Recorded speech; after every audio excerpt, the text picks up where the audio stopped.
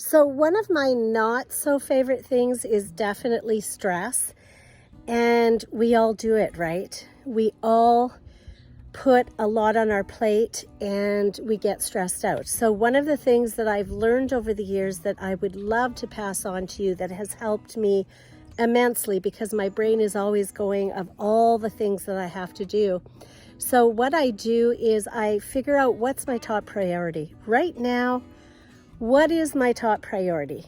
And that's what I do. But the trick to this is that when you are doing your top priority, don't be thinking of all the other things that you have to do, because really, as human beings, even though we think we're multitaskers, we can only do one thing well at a time.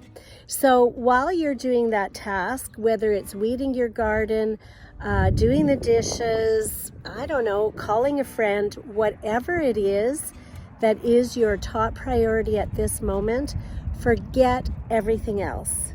Forget it all. Just leave it alone.